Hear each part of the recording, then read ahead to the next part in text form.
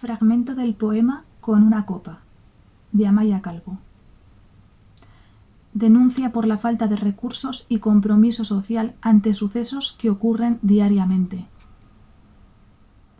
Dulce sabor eres al paladar, pero mi mente enloqueces, llenando mi boca de aduladoras mentiras y escupiéndolas a la gente que con dificultades se sostienen erguidas.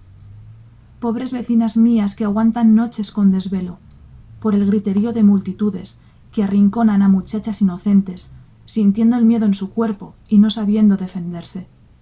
Mojadas y con las faldas por los suelos, con lágrimas en los ojos y sucio maquillaje, queriendo desprenderse de ultrajados trajes, llegan a casa tras regresar del infierno. Maldita seas, bebida pecaminosa, que arruinaste la vida de cuantos te probaron. Más allá de mojar sus labios en la copa, te adentraste en la mente de algunos perversos, y a tu voluntad los manejaste como títeres, con palabras petulantes y después ensañamiento, contra personas de bien que habitaban esos lares, y que sin saberlo, fueron su infierno. Pobres muchachas desamparadas, que fueron carne de cañón de maleducados imberbes, que tras esa madrugada perdieron toda esperanza de vivir sin miedo al querer salir a la calle. ¿Quién las ayuda ahora?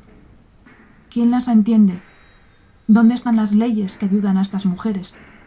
Mas sigamos mintiéndonos, a nosotros y a los que nos vienen, celebrando sorbo a sorbo que seguimos ciegos y sordos a lo que le pase de enfrente.